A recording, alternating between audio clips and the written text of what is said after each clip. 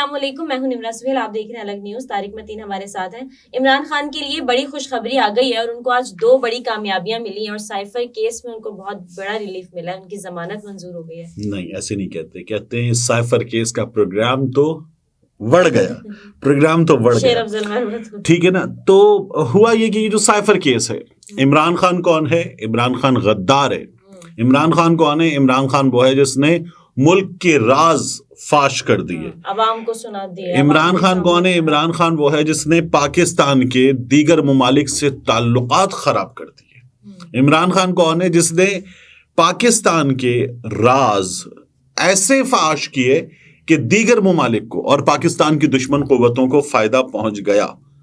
ये है इमरान खान, ठीक है ना। यही इल्जामात थे साइफर केस में। अब एक तो यह है कि जमानत हो गई। दूसरा, जज साहिबान ने जो सवालात किए, सरदार तारिक मसूद साहब ने, मंसूर अली शाह साहब ने, अतहर बिन अल्लाह साहब ने, अगर ये काजी फाइज ईसा का केस होता तो मैं इसके साथ साहब ना लगाता, क्योंकि उनका अपना हुक्म है, उन्होंने कहा हुआ है। लेकिन वो चूंकि दीगर जज साहिबान ने नहीं कहा तो मैं इसलिए उनके साथ साहब लगा रहा हूं। तो एक तो इमरान खान साहब की, शाह महमूद कुरैशी साहब की हो गई है जमानत। मेरा पहला इंप्रेशन तो इस पर यह है कि इमरान खान साहब की तो फिर अभी तोशा खाना में नैब के मुकदमात में गिरफ्तारी है, वो तो बाहर नहीं आने वाले। तो इमरान खान साहब तो अभी बाहर नहीं आते। कुरैशी साहब आ जाएंगे भाई। तो शाह महमूद कुरैशी साहब, मैंने भी कुछ वकला से सवाल किया, उसका जवाब आना है, लेकिन मुझे लगता है कि वो बाहर आ सकते हैं। तो शाह महमूद कुरैशी साहब अगर बाहर आ जाते हैं तो शाह महमूद कुरैशी साहब के बाहर आने का मतलब यह है कि जाहिर है चेयरमैन का जो ओहदा है वो बैरिस्टर गौहर साहब के पास है, क्योंकि सियासी लोगों को तो इस वक्त यहाँ से पकड़े जा रहे हैं ना। ये जो कानूनी लोग हैं, वकील वगैरह, इनका मामला जरा मुख्तलिफ होता है। तो शाह महमूद कुरैशी यही होगा कि हल्कों से इलेक्शन तो लड़ेंगे, प्रैक्टिकली चलाएंगे शाह महमूद कुरैशी, लेकिन फेस जिस तरह इमरान खान साहब थे, तो अब शाह महमूद कुरैशी साहब जो हैं वो चलाएंगे। बैरिस्टर गौहर के पास चेयरमैन का ओहदा होगा। लेकिन coming back to Imran Khan साहब, इमरान खान साहब अभी अंदर हैं और अभी कुछ दिन अंदर हैं, मगर ये जो है ना साइफर मुकदमा, कम से कम 14 साल कैद। अच्छा, इस अदालत से तो हमें भी ये डर था कि ये सजाए मौत या 14 साल कैद सुना सकती है। देना, सजाए मौत देना, उसके बाद का मामला होता है, फिर आगे लीगल बैटल होती है, वही लीगल बैटल का नतीजा है। जिस तरह से इस केस को बना दिया गया था कि मतलब इन्होंने बहुत ही राज। एक और चीज देखिए आप कि इमरान खान साहब के मुकदमात लोअर कोर्ट से इस्लामाबाद हाई कोर्ट में आने के बाद अटक जाते हैं ना। एक बार फिर आपको नजर आ गया, वहां इसलिए अटकाए जाते हैं, आमिर फारूक साहब वहां बैठे हुए इसलिए अटकाए जाते हैं कि वहां से, और कई बार तो वो फैसला ही नहीं देते, रख के बैठे रहते हैं। मियां नवाज शरीफ साहब के केसेस में उन्होंने अदालत में बैठे बैठे फैसला लिखवाया है। ऐसे ही है। मतलब आप देखें कि अभी मुझे एक और चीज भी याद आ रही है कि बहुत शदीद ज्यादती है नून लीग के साथ, जुल्म की इंतहा है कि नून लीग के लोगों को भी कागजात नामजदगी लेने दफ्तर जाना पड़ता है, उसके बाद उनको भरना पड़ता है और भरने के बाद जमा कराने के लिए जाना पड़ता है। उनका तो बैठे बैठाए काम होना चाहिए। तो नहीं, उसमें तो होना ही चाहिए कि आरओ जो है वो लेकर आए कागजात नामजदगी कि आप कहाँ हैं, जिस तरह बायोमेट्रिक उनका, आप कहाँ हैं, मैं आपको ये कागजात लेकर आया हूँ आपके, और आप मुझे अब अपने डॉक्यूमेंट्स दे दें, उनकी कॉपीज वगैरह जो हैं, और अटेस्टेशन का प्रोसेस वो मैं मुकम्मल करवाऊंगा, हमारा अमला करवाएगा, और उसके बाद आपका दस्ते मुबारक कहाँ है, मैं उसको पकड़ के ऐसे करके मैं दस्तखत करवा दूंगा, आपके खुद कर दूंगा, और फिर मैं यहाँ रखूंगा वो जो इंक पैड होता है, और जब मैं इंक पैड यहाँ रख लूंगा तो आप ऐ कीजिएगा और फिर लगा दीजिएगा। मुंह नहीं बनाते कि ये नहीं करते। तो ये होना चाहिए था, लेकिन ये होना बाकी रह गया, हो भी सकता है। अब देखिए, हुआ था ना 21 अक्टूबर को, हुआ नहीं था, हुआ था ना 21 अक्टूबर। देखिए 21 अक्टूबर दोहराई जाए, मैं तो ये कह रहा हूँ दोहराई जाए। ये मियां नवाज शरीफ साहब की जमात के लोग क्या मियां नवाज शरीफ से कम है? नहीं भाई। तो देखिए, इसलिए अब इमरान खान साहब को बिल आखिर इस्लामाबाद हाई कोर्ट से जान छूटी, अगली अदालत में गए, मामला हल हो गया। और इस फैसले का मकसद ये ना कि ये जो साइफर केस था इसमें कोई जान ही नहीं थी। देखिए वहां से हुआ क्या, ठीक है, जो इमरान खान साहब के वकील के दलाइल हैं वो तो हमारे सामने बार बार मौजूद हैं, और अब इस केस में जो जज साहिबान ने सवालात किए ना वो बहुत ज़्यादा अहम है। जैसे मैं आपसे अर्ज़ करूं कि जज साहिबान के दलाइल के हवाले से हमें पता ही चल रहा है कि कामरान खान साहब, उन्होंने वो दलाइल पोस्ट किए और उसमें उन्होंने एक बड़ी मज़ेदार बात की। कामरान खान साहब ये कहते हैं कि सिर्फ ये नहीं हुआ कि ज़मानत हो गई है, वो ये कहते हैं ये जो रिमार्क्स हैं जज साहिबान के ये इंतहाई माने खेज़ हैं। जस्टिस अतहर बिन अल्लाह साहब ने कहा कि इस वक्त इलेक्शन कमीशन ऑफ पाकिस्तान की तमाम तर तवज्जो होनी चाहिए इंतखाबात की शफाफियत पर, ठीक है। ये साफ शफाफ इलेक्शन नहीं है, ये शरीफ शफाफ इलेक्शन है। ये उन्होंने नहीं कहा, ये मैं कह रहा हूं, जज साहब ने नहीं कहा। फिर मंसूर अली शाह साहब ने पूछा, बताएं ना कि साइफर मामले पर गैर मुल्की कुव्वत को कैसे फायदा पहुंचा, इस बात का जवाब दीजिए। एक फिर उसके बाद जस्टिस अतहर बिन साहब ने सवाल किया कि हर दौर में सियासी रहनुमाओं के साथ ही ऐसा क्यों होता है।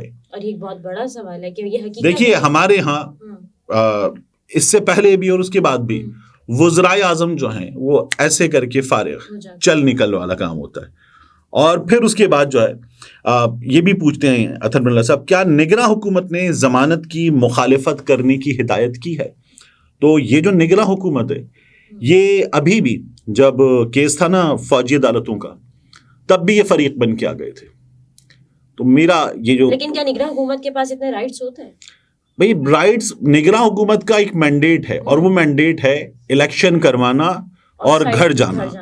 मतलब 3 महीने की तनख्वाह, निगरां वजारतों के ओहदे और उनका प्रोटोकॉल, ये सब लो, इलेक्शन करवाओ और घर जाओ।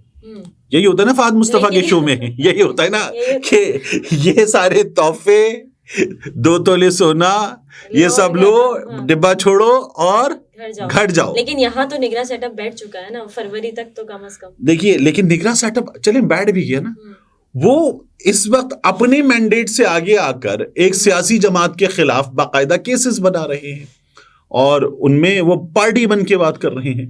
काकड़ साहब जिस तरह की बातें जामियात में जाकर कर रहे हैं, वो क्या तो हमें एक बार कह चुके थे कि इमरान खान के अलावा भी इलेक्शन हो सकते हैं, उनके बगैर भी इलेक्शन हो सकते हैं, वो तो ये बात भी कह चुके थे।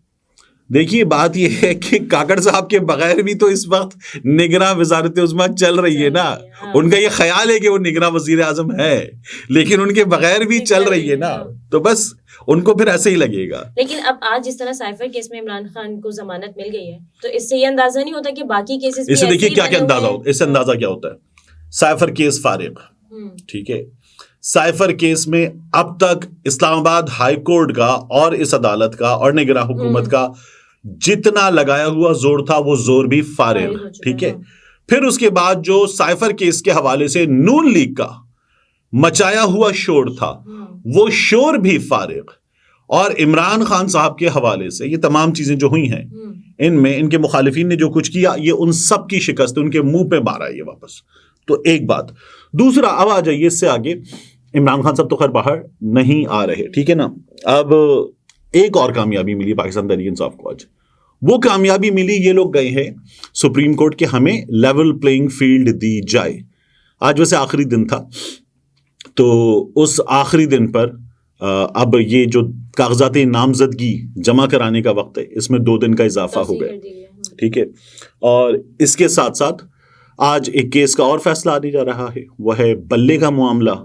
मेरे पास खबर यह है, और जो मैंने अपने यूट्यूब चैनल पे दी, मैंने अपने यूट्यूब चैनल पे दी भी, मेरे सोर्स का ये दावा है कि बल्ला मिल जाएगा, ठीक है। और ये भी एक बहुत बड़ी पाकिस्तान तहरीक इंसाफ बल्ले पर इलेक्शन लड़ेगी, बल्ला मिल जाएगा। क्या फर्क पड़ेगा इससे?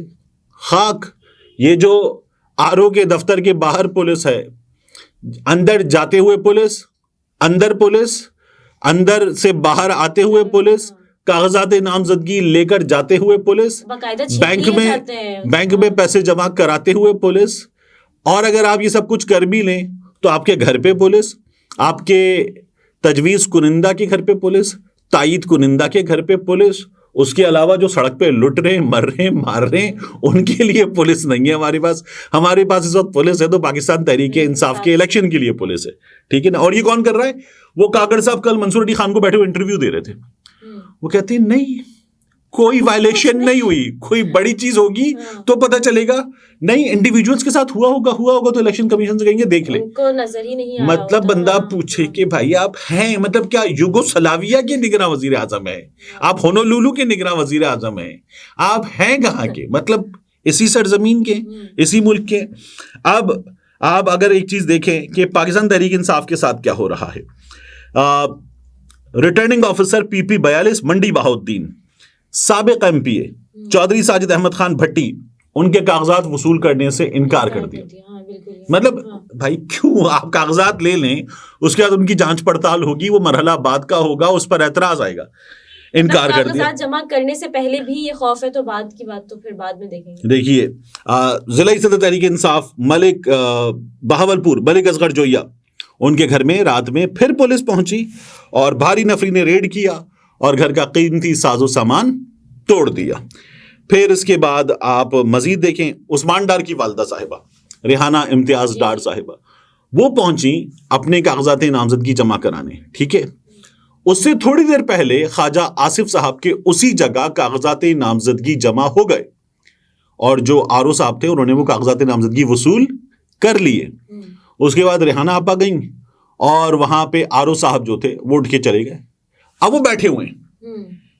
अब तक कोई 5 हल्के सुबह से अब तक ऐसे आ चुके हैं जहां पर पुलिस ने आरओ ऑफिस को ताला लगा दिया और पुलिस ऐसे खड़ी हुई है, आओ ना, मतलब भाई। और अब अगर एक ही पार्टी के साथ जिस तरह से किया जा रहा है, तो जब इलेक्शन होंगे तो कौन इस बात को मानेगा? देखिए नहीं, कौन इस बात को मानेगा नहीं, फिर ये कहेंगे पीटीआई वाले हैं ही नहीं, है ही नहीं पीटीआई वाले। ये भी तो आवाम देख रही है ना किस तरह उनके कागजात नामजदगी भी जमा नहीं करवाई दिए जा रहे हैं और एक ही पार्टी को बिल्कुल साइड पे किया जा रहा है। अब मुसलसल हो रहा है। ये हुआ क्या कि फिजिकल टॉर्चर किया गया। डॉक्टर साद गिल, ये MPA PP 49, ये खुद आकर बता रहे हैं। और आपको हर बार चकवाल में PTI के उम्मीदवार अपने तमाम डॉक्यूमेंट्स लेकर आरओ ऑफिस पहुंचे। 1.5 घंटे से आरओ साहब जो हैं वो अपनी सीट पर नहीं है ताकि PTI के बंदे के कागजात नामजदगी जमा ना करना पड़े, क्योंकि आज आखिरी दिन था। लेंगे ही नहीं, ना ढोला होसी ना रोला होसी, मतलब ये वाली हिकमत अमली चल रही है। अब इसमें ये गए कि यार ये कौन सा मजाक है, मतलब आप कागजात नामजदगी जो होता ना, धांधली के 163 तरीके हैं, धांधली के 270 तरीके हैं, ये वाला नया है, ये वाला नया है। कागज छीन के भाग जाओ। बताए DPO एक कांस्टेबल से कहा गया तू छीन के भाग जा, नौजवान बच्चा लड़का, उससे कहा गया 20-22 साल का। DPO साहब बड़ी उम्र का अफसर, एक बैरिस्टर का वकील, बुजुर्ग, फाइल लेके जा रहा है, उससे छीन रहा है, बाकायदा फिजिकली छीन रहा है, और छीन के DPO भाग गया। और फिर इन सब के बावजूद कहा जाता है कि लेवल प्लेइंग। और उसके बाद जब वो अंदर गए आरओ ऑफिस में कि जनाब ये मेरे साथ हुआ है, पुलिस कागजात छीन के भाग गई, तो आरओ साहब ने क्या कहा? हम कागज देने बैठे, कागज की हिफाजत की जिम्मेदारी आपकी है। उन्होंने कागज की हिफाजत आप करें। उन्होंने कहा भाई ये है जो चाय पी रहा बैठ के, ये लेके भागा था। उन्होंने कहा ये तो आप कह रहे हैं ना, फिल्म चल रही है। उन्होंने कहा ये तो आप कह रहे हैं ना, ये मुझे थोड़ी पता है, मैंने थोड़ी देखा है। वो तो शुक्र है कि पाकिस्तान तहरीक इंसाफ के लोगों से वो ये नहीं कह रहे कि तुम उमर नियाजी हो, तुम साबित करो कि तुम उमर नियाजी हो। कहे जी जनाब ये मेरा शनाख्ती कार्ड है, मैं उमर नियाजी हूँ। वो कहे मतलब ये तो जाली भी बन सकता है ना, मैं नहीं मानता तुम उमर, मैं नहीं मानता तुम उमर नियाजी हो। उमर नियाजी मेरी मालूमात के मुताबिक तो हयात नहीं है जनाब, वो कोई और उमर नियाजी होगा, नहीं तुम हो ही नहीं सकते। अब ये रह गया, ये रहना बाकी, और ये भी मुझे लगता है ये लोग कर देंगे। देखिए ये मुमकिन है, ये मुमकिन है बाज़ जगहों पर। हमारे यहाँ मरहूमीन वोट डालते ही ना, तो हमारे यहाँ लड़ने वालों को भी मरहूमीन करार दिया जा सकता है, इसमें क्या कोई बहुत बड़ी बात तो नहीं है। लेकिन अच्छी बात यह है कि अदालत ने किसी हद तक ये दिखाया है कि अभी भी थोड़ा सा पर्दा शर्म का रखा जा सकता है। सही। नाज़रीन, गुफ्तगू आपने मुलाहिज़ा फरमाई। तारिक मतीन हमारे साथ थे। इजाजत दीजिए, अल्लाह हाफ़िज़।